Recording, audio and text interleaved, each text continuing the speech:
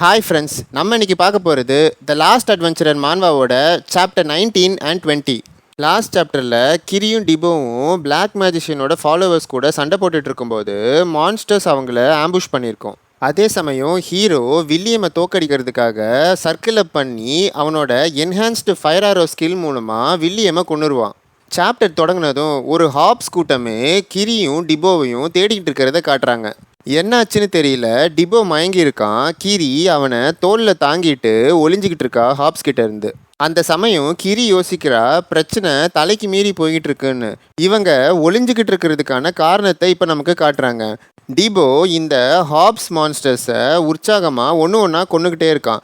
அவன் ஒவ்வொரு மான்ஸ்டர்ஸாக கொல்லும்போது கவுண்ட் பண்ணிக்கிட்டே இருக்கான். இப்போது 16, 17ன்னு போய்கிட்டு இருக்கான். கிரியும் அந்த மான்ஸ்டர்ஸ் கூட தான் சண்டை போட்டுட்டு இருக்கா. ஆனால் டிபோவோட வேகத்துக்கு ஈடு கொடுக்க முடியல. டிபோவை பார்த்து என்னது இவன் இந்த மான்ஸ்டர்ஸ்களை இவ்வளோ ஈஸியாக போட்டு தள்ளிக்கிட்டு இருக்கான்னு திங்க் பண்ணுறா. அதே சமயம் டிபோ சிரிச்சுக்கிட்டே, ஈஸி, ரொம்ப ஈஸி, உங்களோட பேட்டர்ன்ஸ்லாம் ரொம்ப தெளிவாக தெரியுது, நீங்கள்லாம் ஒளிஞ்சிங்கடான்னு சொல்லிட்டு ஒரு மான்ஸ்டரோட அட்டாக்ல இருந்து அங்கேயும் இங்கேயும் டாஜ் பண்ணிக்கிட்டு இருக்கான். டாஜ் பண்ணி முடிச்சுட்டு அந்த மான்ஸ்டரை கொல்றதுக்காக அட்டாக் பண்ணும்போது 18ன்னு கவுண்ட் பண்ணுறான். டிபோவோட அட்டாக் அந்த மான்ஸ்டரை ரீச் பண்ணுறதுக்கு முன்னாடி டிபோவை ஒரு பெரிய ஃபயர் மேஜிக் அடிக்குது. அந்த இம்பேக்டில் ஒரு பெரிய பிளாஸ்ட் ஆகுது. இதுக்கு யார் காரணம்னு பார்த்தா அந்த கேட்டோட பாஸ் மான்ஸ்டர் தான். என்ன நடந்துச்சுன்னு கிரி செக் பண்ணும்போது தான் தெரியுது, அந்த பாஸ் மான்ஸ்டர் ஆர்பிட்டல் ஃப்ளேம்ன்ற ஒரு மேஜிக் ஸ்கில்லை யூஸ் பண்ணியிருக்குன்னு. இப்போ ப்ரெசண்ட்டில் அந்த மேஜிக் அட்டாக்னால மயக்கம் அடைஞ்ச டிபோவை தோளில் தாங்கிட்டு மறைஞ்சிக்கிட்டு இருக்கும்போது கிரி யோசிக்கிறா, எப்படி ஒரு மான்ஸ்டரால் அட்வென்ச்சரர் யூஸ் பண்ணுற ஐட்டம்ஸோட மேஜிக்கல் ஸ்கில்ஸ் எல்லாம் யூஸ் பண்ண முடியுது. இதை நான் சுத்தமாக எதிர்பார்க்கவே இல்லை. பிரச்சனை தலைக்கு மீறி போய்கிட்டு இருக்கு. எல்பாமையை மீட் பண்ணுற வரைக்கும் ஒளிஞ்சிக்கிட்டு இருக்கிறது தவிர்த்து வேற வழியே இல்லை. அவன் உயிரோடு இருப்பான்னு நம்புறான்னு திங்க் பண்ணும்போது ஒரு மான்ஸ்டர் அவங்க இருக்கிற இடத்த கண்டுபிடிச்சு அவங்கள பிடிக்க வருது. அதை நோட் பண்ண கிரி அந்த இடத்துல இருந்து டிபோவையும் தூக்கிட்டு ஓடுறா. எல்லா மான்ஸ்டர்ஸும் கிரியை வெறித்தனமாக துரத்திட்டு வருது. எப்படியோ டிபோவையும் தோளில் வச்சுக்கிட்டு அதுங்க கிட்டேருந்து தப்பிச்சு ஓடிக்கிட்டே இருக்கா கிரி. அப்போது எதிரில் ஒரு மான்ஸ்டர் கிரியை அட்டாக் பண்ண வரும்போது டிபோவை அப்படியே சொலட்டி மேலே பறக்க விட்டுட்டு டிபோ மேலே பறந்துக்கிட்டு இருந்த கேப்பில் அந்த மான்ஸ்டரை ஒரே வெட்டில் கொன்னுட்டு டிபோ கீழே விழுறதுக்கு முன்னாடி அவனை பிடிக்கிறா. இவனுங்க 2 பேருமே ஹை மெயின்டெனன்ஸாக இருக்கானுங்க. இவனுங்களை பார்த்துக்கிறதே பெரிய தலைவலியாக இருக்குன்னு சொல்லிட்டு அட் அ டைமில் ஒரு மான்ஸ்டர்னால் நம்மளால் சமாளிக்க முடியுதுன்னு திங்க் பண்ணுறா. அப்போது அந்த பாஸ் மான்ஸ்டர் கிரி ஓடிக்கிட்டு இருந்த டைரக்ஷனை ஒரு ஆர்பிட்டல் ஃப்ளேம் ஸ்கில்னால தடுக்குது. கிரியும் அந்த இடத்துல நிற்கிறா. தொடர்ந்து அட்டாக் பண்ணிக்கிட்டு இருந்த அந்த மான்ஸ்டர் கிட்ட இருந்து கிரியால் தப்பிக்க முடியல. ஒரு பாயிண்ட்ல அந்த மான்ஸ்டரோட அட்டாக் கிரியை ரீச் பண்ணுது. அவங்கள கொன்னுட்டோன்னு அந்த மான்ஸ்டர் சிரிச்சுக்கிட்டு இருக்கு. அப்போது அந்த இம்பேக்ட்னால வந்த புகை மூட்டம் களையும் போது யாரோ ஒருத்தன் அங்கே நின்றுட்டு இருக்கிறத பார்த்து குழம்புது அந்த மான்ஸ்டர். அது யாருன்னு பார்த்தா டிபோ தான். மயக்கத்துலேருந்து தெளிஞ்சிட்டானான்னு தெரியல, கையில் போலார்மோட நின்றுட்டு இருந்த டிபோவை கிரி, டே தொடப்ப மண்டை என்னடா பண்ணுறேன்னு கேட்குறா. அதுக்கு எந்த ரெஸ்பாண்டும் பண்ணாமல் டைரெக்டாக அந்த மான்ஸ்டர்ஸ் இருக்கிற டைரக்ஷன் பார்த்து சார்ஜ் பண்ணுறான். போகிற வேகத்தில் எதிர வந்த மான்ஸ்டர்ஸை ஒன்று ஒன்றா கொண்டுகிட்டு இருக்கான். ரொம்ப பவர்ஃபுல்லான மான்ஸ்டர்ஸ் ஸ்கில்ஸை யூஸ் பண்ணாலும் அதுங்க கிட்ட இருந்து ஸ்கில்ஃபுல்லாக டாஜ் பண்ணி அதுங்களையும் கொன்றான். இதை பார்க்குற அந்த பாஸ் மான்ஸ்டர் பயப்படுது. டிபோ சண்டை போட்டுட்டு இருந்த டைரக்ஷன் பார்த்து அந்த பாஸ் மான்ஸ்டர் ஆர்பிட்டல் ஃப்ளேம் ஸ்கில்லை யூஸ் பண்ணுது. அதை பார்த்துக்கிட்டு இருந்த கிரி நம்பவே முடியல, இவன் நிஜமாவே ஃபர்ஸ்ட் சர்க்கிள் தானான்னு கேட்குறா. என்னடான்னு பார்த்தா டிபோ ஜம்ப் பண்ணி அவனோட போலார்ம் ஸ்கில்லை யூஸ் பண்ணி பாஸ் மான்ஸ்டரை வெட்டுறதுக்கு ரொம்ப கிட்ட போயிட்டான். ஜஸ்ட் மிஸ்ல அந்த பாஸ் மான்ஸ்டர் டிபோவை ஒரு க்ளோஸ் ரேஞ்ச் ஃப்ளேம் ஸ்கில்னால அட்டாக் பண்ணுது. அதோட ஃபுல் இம்பேக்டை வாங்கின டிபோ பறந்து போய் விழுறான். என்னதான் கிரி டிபோ கீழே விழாமல் அவனை பிடிச்சாலும் உடம்பெல்லாம் காயம் அவனுக்கு. இருந்தும் டிபோவோட அட்டாக் அந்த மான்ஸ்டரை ரீச் பண்ணிடுச்சு போல, அதோட வாயிலே வெட்டியிருக்கான். கோவத்தில் அந்த மான்ஸ்டர் அடுத்த ஆர்பிட்டல் ஸ்கில்லை ரெடி பண்ணுது.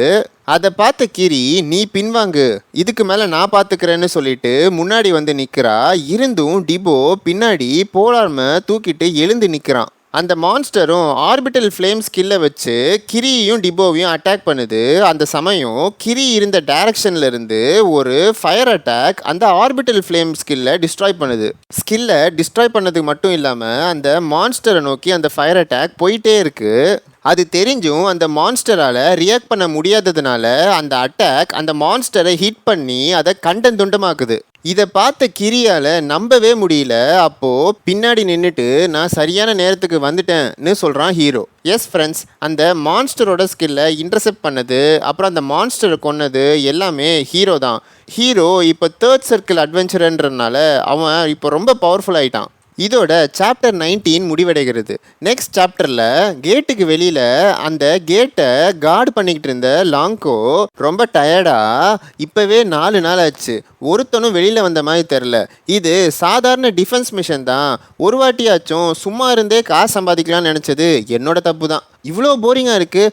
இனிமே யார் என்ன சொன்னாலும் இந்த மாதிரி ஒரு டிஃபென்ஸ் மிஷனை நான் அக்செப்டே பண்ண போகிறதில்லன்னு சொல்கிறான். அப்போது அந்த கேட்டோட என்ட்ரன்ஸை நோக்கி எல்லாரும் பரபரப்பாக ஓடுறத பார்க்குறான். அதே சமயம் அந்த கேட்டும் அப்படியே கிராக் ஆகி கம்ப்ளீட்டாக டிஸ்ட்ராய் ஆகுது. என்னாச்சுன்னு அவனோட டீம் மெம்பர்ஸ் அவன் கேட்கும்போது ஒரு பிஷப்பை கூட்டிட்டு வாங்க, சில பேர் கேட்லேருந்து வெளியில் வந்துட்டாங்க, கேட்டு டிஸ்ட்ராய் ஆகிறத பார்த்தா மிஷன் கம்ப்ளீட் ஆயிடுச்சு போலன்னு ரிப்போர்ட் பண்ணுறான். வெளியில் வந்த ஆளுங்களை பார்த்து இவங்கெல்லாம் இன்னும் உயிரோட தான் இருக்காங்களான்னு கேட்குறான். பலத்த காயங்களோட கிரி, டிபோ, ஹீரோ எல்லாரும் மயங்கின நிலையில் வெளியில் வந்து கிடக்குறாங்க. நெக்ஸ்ட் பேனலில் ஹீரோ ஒரு மெடிக்கல் வார்டில் கண் முழிக்கிறத காட்டுறாங்க. அப்போ அங்கே வெயிட் பண்ணிக்கிட்டு இருந்த லாங்கோ, முழிச்சிட்ட போல, நான் கேட்குற கேள்விக்கு உண்மை மட்டும்தான் நீ சொல்லணும். போன 100 பேரில் வெறும் 3 பேர் தான் வெளியில் வந்திருக்கீங்க, அதுவும் எல்லாரும் கெஃபார் மெர்ச்சன்ட் யூனியனை சார்ந்தவங்க. கேட்டுக்குள்ளே அப்படி என்ன தான் ஆச்சுன்னு கேட்குறான். அதுக்கு வெறும் 3 பேரா, நான் எதிர்பார்த்தது தான், இருந்தாலும் எல்லாரும் இறந்துட்டாங்களான்னு கேட்குறான் ஹீரோ. ஒழுங்கா பதில் சொல்லு, இல்லைனா நீ கஷ்டப்பட்டு காப்பாற்றுன உன்னோட உயிருக்கு உத்தரவாதம் இல்லை பார்த்துக்க இன்னும் மிரட்டுறான் லாங்கோ. இது நடந்துக்கிட்டு இருக்கும்போது ஹீரோவை ஹீல் பண்ணிக்கிட்டே இருக்காங்க. அப்போ ஹீரோ கேட்டுக்குள்ளே ஒரு டீமன் இருந்துச்சுன்னு சொல்கிறான். டீமனா? எனக்கு ஒரு பேப்பரும் பேனாவும் கொடுக்குறீங்களா? அது என்னன்னு எனக்கு தெரியல, ஆனால் நான் உங்களுக்கு வரைஞ்சி காட்டுறேன்னு ஹீரோவும் வரைய ஆரம்பிக்கிறான். அதை பார்த்த லாங்கோக்கும் புரிஞ்சிருச்சு உள்ளே என்ன நடந்திருக்கும்னு. நெக்ஸ்ட் பேனலில் எல்லா மெர்ச்சன்ட் யூனியனும் இருக்கிற ஒரு மீட்டிங்கை காட்டுறாங்க. கேட்டோட ரிசல்ட்டை யாராலையுமே ஏற்றுக்க முடியல. எப்படி எல்லாரும் இறந்து போனாங்க? என்னதான் இது 100 மேன் கேட்டாக இருந்தாலும் இது வெறும் ரெட் கேட் தானேன்னு கேள்வி வருது. அப்போ லாங்கோ வெளியில் வந்தவங்க பொய் சொன்ன மாதிரி தெரியல, இதுதான் அந்த 100 மேன் கேட்டோட பாஸ் மான்ஸ்டர்னு ஹீரோ வரைஞ்ச அந்த பேப்பரை காட்டுறான். அதை பார்த்த எல்லாரும் க்ரீன் ஹாபான்னு ஆச்சரியப்படுறாங்க. க்ரீன் ஹாப்ஸால் ஐட்டமோட ஸ்கில்ஸை யூஸ் பண்ண முடியும்ல, அதுங்களை ஃபேஸ் பண்ணுறது ஒரு பெரிய அட்வென்ச்சரர் ஆர்மியை ஃபேஸ் பண்ணுறதுக்கு சமம். அதுபோக இதுங்கெல்லாம் ரொம்ப இன்டெலிஜென்ட் வேறு, போய் 100 பேரை வச்சு இதுங்களை சமாளிக்கிறது ரொம்ப கஷ்டமான விஷயம்தான்னு பேசிக்கிறாங்க. அப்போது கோல்ட்ரிச் மெர்ச்சன்ட் யூனியனை சேர்ந்த ரெப்ரசன்டேட்டிவ், எங்களால் இது ஏற்றுக்கவே முடியாது, மற்ற அட்வென்ச்சரஸ்னால் பரவாயில்ல, எங்களோட நட்டாஷா சிஸ்டர்ஸ்க்கு இதெல்லாம் சர்வசாதாரணம், அதுக்கு இப்போ என்ன சொல்ல வரீங்கன்னு கேட்கும்போது இன்னுமா புரியல, ட்ரோலிங், யாராவது முதுகில் குத்தாம இவ்வளோ பெரிய இழப்பு நடக்க வாய்ப்பே இல்லை, கேட்டுக்குள்ளே என்ன நடந்துச்சுன்றத தெரிஞ்சுக்கிறதுக்கு வழியும் இல்லை, அதுபோக பொழைச்சவங்க எல்லாருமே ஒரே மெர்ச்சன்ட் யூனியனை சேர்ந்தவங்கன்னு சொல்கிறாரு. இதை பொறுமையாக கேட்டுட்டு இருந்த கெஃபார் மெர்ச்சன்ட் யூனியனோட ரெப்ரசன்டேட்டிவான மிஸ்டர் அபிஸ், இப்போ என்ன சொல்ல வரீங்க, எங்களோட அட்வென்ச்சரர்ஸ் மற்ற அட்வென்ச்சரர்ஸ் எல்லாரையும் கொண்டுட்டாங்கன்னா, லக்கிலி எங்கள் அட்வென்ச்சரர்ஸில் ஒருத்தன் சர்க்கிள் அப் பண்ணதுனால அவங்களால தப்பிக்க முடிஞ்சிருக்குன்னு சொல்கிறாரு. அப்போது எங்கள் மெர்ச்சன்ட் யூனியனோட அட்வென்ச்சரர்ஸ் கெஃபார் மெர்ச்சன்ட் யூனியனோட அட்வென்ச்சரர்ஸை விட திறமை இல்லாதவங்கன்னு சொல்ல வரீங்களா? அப்போது நீங்கள் சொல்கிறது உண்மைனா அதுக்கான ப்ரூஃப் எங்கே இருக்குன்னு கேட்குறாரு கோல்ட்ரிச் மெர்ச்சன்ட் யூனியனோட ரெப்ரசன்டேட்டிவ். அதுக்கு ப்ரூஃபா? நாங்கள் தான் கேட்டுக்குள்ளே இருந்து எதையுமே எடுத்துகிட்டு வரலையே, தப்பிச்சா போதும்ல வந்திருக்காங்க எங்கள் அட்வென்ச்சரர்ஸ், எங்களுக்கு வேறு எந்த மோட்டிவும் இல்லை, உங்களுக்கு புரியுதான்னு கேட்குறாரு மிஸ்டர் அபிஸ். நெக்ஸ்ட் பேனலில் ஹீரோ, கிரி, டிபோ எல்லாரும் கிளம்புறத காட்டுறாங்க. அப்போ நாங்கள் கிளம்புறோம், எங்களோட ட்ரீட்மெண்ட்டை பார்த்துக்கிட்டதுக்கு ரொம்ப நன்றின்னு ஹீரோ சொல்லிட்டு கிளம்புறான். அப்போது லாங்கோவோட டீம் மெம்பரில் ஒருத்தங்க லாங்கோவை பார்த்து இவங்களை இப்படியே அனுப்பி வைக்கிறது சரியான்னு கேட்குறாங்க. அதுக்கு லாங்கோ, நம்ம தான் ஆல்ரெடி டிஸ்கஸ் பண்ணி ஒரு முடிவுக்கு வந்துட்டோம்ல, இதுக்கு மேலே என்ன இருக்குன்னு சொல்கிறான். கொஞ்சம் தூரம் நடந்து போனதும் ஹீரோ ஒரு நத்தையை பார்க்குறான். அப்போ கிரி, பாருடா நீ சொன்ன மாதிரி அது நம்மளை ஃபாலோ பண்ணி வந்துருச்சுன்னு சொல்கிறா. நெக்ஸ்ட் பேனலில் கேட்டுக்குள்ளே என்ன நடந்துச்சுன்னு நமக்கு காட்டுறாங்க.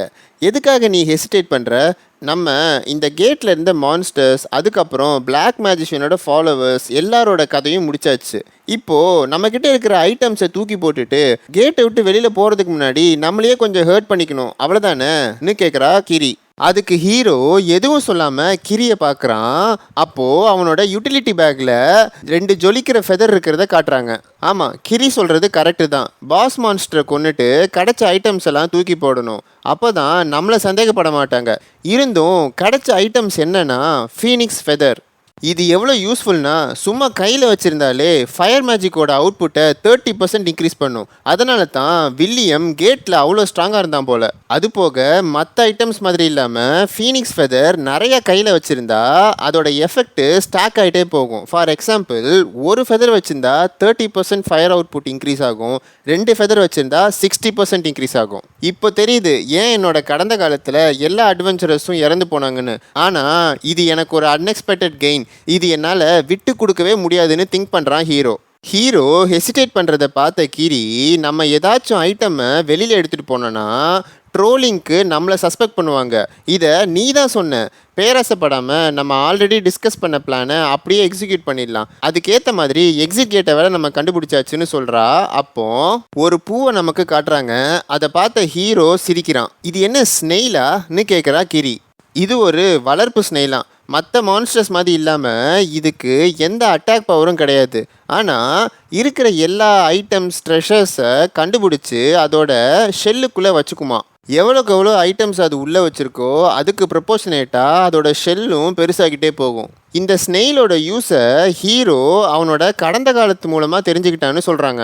ஹீரோவோட ஷோல்டரில் உட்காந்துக்கிட்டு அதோட ஷெல்லிருந்து 2 ஃபீனிக்ஸ் ஃபெதரை எடுத்து ஹீரோ கிட்ட கொடுக்குது. நீ சொன்ன மாதிரியே மாட்டிக்காம ஐட்டம்ஸை எப்படியோ கேட்லேருந்து வெளியில் எடுத்துகிட்டு வந்துட்ட. ஆனால் இந்த ஸ்னெயிலோட யூஸ் எப்படி உனக்கு தெரியும்னு கேட்குறா கிரி. எல்லாத்தையும் விட்டு கொடுத்துட்டு வெளியில் வர்றதுக்கு எதாச்சும் ட்ரை பண்ண ஒர்க் அவுட் ஆயிடுச்சுன்னு சமாளிக்கிறான் ஹீரோ. சரி, அப்புறம் என்ன, நீ சொன்னபடி எல்லாத்தையும் நான் செஞ்சுட்டேன், இதுக்கப்புறம் நீ என்ன பிளான் பண்ணுறேன்னு கேட்குறா கிரி. அவசரப்படாத, சிக்னா நைட்ஸ்குள்ளேயே நுழைஞ்சிட்டாங்கன்னா நம்ம இன்ஃபர்மேஷன் கேதரிங்கையே நம்ம பார்த்து தான் பண்ணணும். சின்னதாக வெளியில் கசிஞ்சா கூட மறுபடியும் உள்ளே போய் ஒளிஞ்சுப்பானுங்க. எல்லா மர்ச்சன்ட் யூனியனும் அவங்கவுங்க பிரான்ச்சுக்கு போயிருப்பாங்க. இந்த நேரத்துக்கு என்ன நடக்குதுன்னு பார்க்கலான்னு சொல்கிறான் ஹீரோ. நெக்ஸ்ட் பேனலில் கெஃபார் மர்ச்சன்ட் யூனியனை தவிர்த்து மற்ற மர்ச்சன்ட் யூனியனை சேர்ந்த எல்லா அட்வென்ச்சரர்ஸும் இறந்து போயிட்டாங்க. ஒரு பவர்ஃபுல்லான பாஸ் மான்ஸ்டர் எல்லா அட்வென்ச்சரர்ஸையும் கொன்னதாக ரிப்போர்ட் வந்திருக்கு. எல்லா மர்ச்சன்ட் யூனியனோட மீட்டிங் அப்போது ட்ரோலிங் நடந்திருக்க வாய்ப்பு இருக்குன்னு பேச்சு அடிபட்டுச்சு. ஆனால் அதுவும் எல்லாரும் கஃபார் மர்ச்சன்ட் யூனியனை தான் டார்கெட் பண்ணாங்க. பட் அதுக்கும் போதிய எவிடன்ஸ் இல்லாததுனால அதுக்கு வாய்ப்பு இல்லைன்னு ரூல் அவுட் பண்ணிட்டாங்க. மிஷன் ஃபெயிலியர் ஆனாலும் நம்ம மேலே யாருக்கும் எந்த சந்தேகமும் வரல. அடுத்த மிஷனை ரெடி பண்ணட்டுமான்னு ஒரு லேடி வில்லனை பார்த்து கேட்குறா.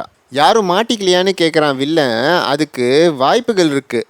நம்மளோட பிளானே இருக்கிற அட்வென்ச்சரஸ் எல்லாரையும் கொண்டுட்டு ஃபைனலாக பாஸ் மான்ஸ்டரை தீட்டு கட்டுறது தான். அதனால் கேட்லேருந்து தப்பிச்ச 3 பேரில் யாராவது ஒருத்தனாச்சும் வில்லியமை பார்த்துருக்கிறதுக்கான வாய்ப்புகள் இருக்குது. ஆனால் அப்படி எந்த ரிப்போர்ட்லையுமே வரலை.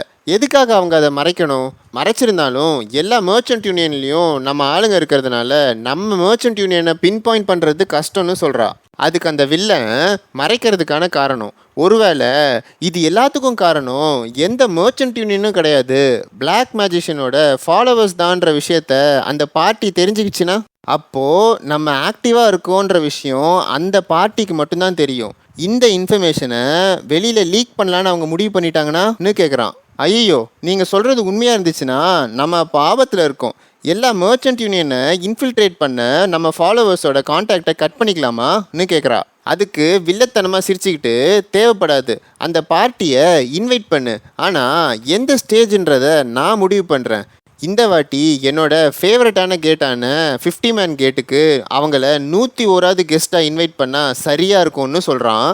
அப்போது இடியும் மின்னலும் அடிச்சுக்கிட்டு இருக்க இடத்துல இருக்க ஒரு 50 அட்வென்ச்சரை ரைட் பண்ணுற ஒரு கேட்டை நமக்கு காட்டுறாங்க. அதே கேட்டில் நிறைய ஸ்கார்ஸ் இருக்கிறதும் நமக்கு காட்டுறாங்க. இந்த கேட்டுக்கு தான் 101வது ரைடுக்கு நம்ம ஹீரோ பார்ட்டியை இன்வைட் பண்ண போகிறாங்க போல். இதோட சாப்டர் 20 முடிவடைகிறது. சாப்டர் 19 ரொம்ப சின்னதாக இருந்ததுனால சாப்டர் 20யும் சேர்த்து சிங்கிள் வீடியோவாக போட்டிருக்கேன். உங்களுக்கு பிடிக்கும்னு நம்புகிறேன். மறக்காமல் லைக் பண்ணுங்கள். மிஸ்டிக் ஸ்டோரிஸ் தமிழ் சேனலை இன்னும் நீங்கள் சப்ஸ்கிரைப் பண்ணலையா? ப்ளீஸ் சப்ஸ்கிரைப் பண்ணிக்கோங்க. நெக்ஸ்ட் சாப்டரில் பார்க்கலாம். நன்றி, வணக்கம்.